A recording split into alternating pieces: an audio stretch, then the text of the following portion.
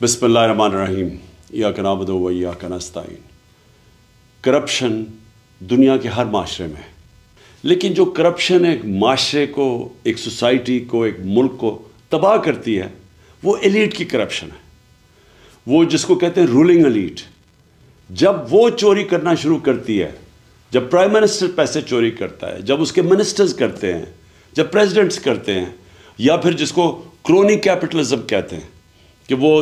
بڑے بڑے business houses کے ساتھ مل کے جب چوری کرتے ہیں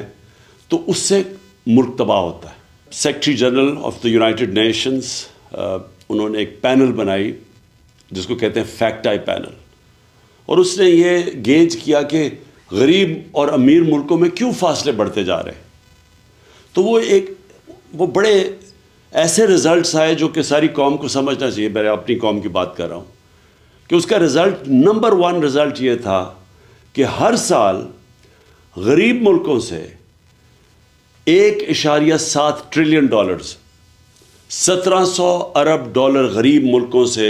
چوری ہو کے امیر ملکوں میں جاتے ہیں، یا آف شور اکاؤنٹس پہ جاتے ہیں،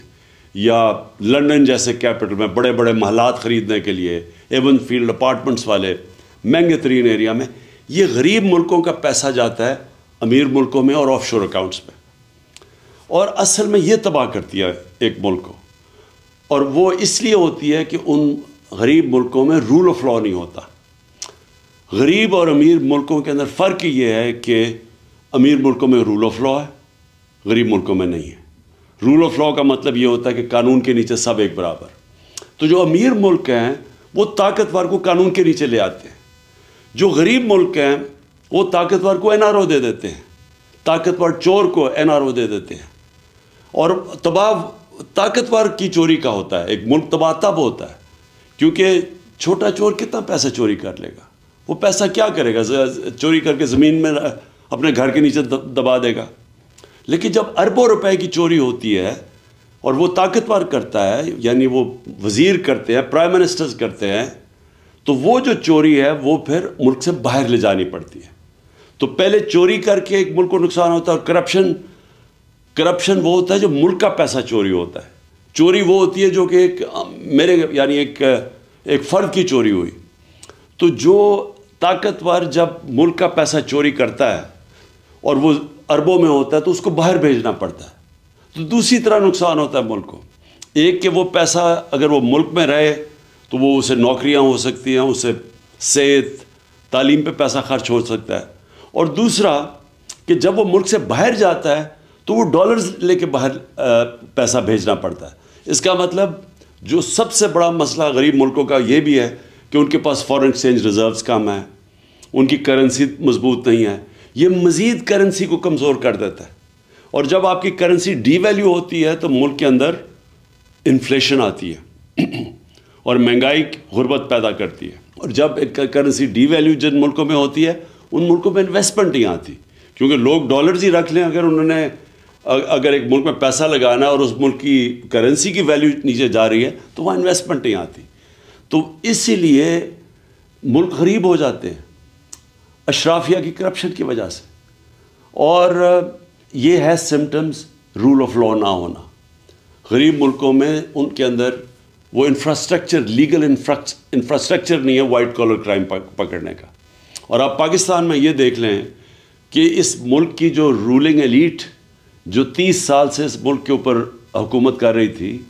ہماری بدقسمتی دیکھیں کہ انہوں نے آتے ساتھ ہی اسمبلی کے اندر نیب کے قوانین کی امینڈمنٹس کی ہے،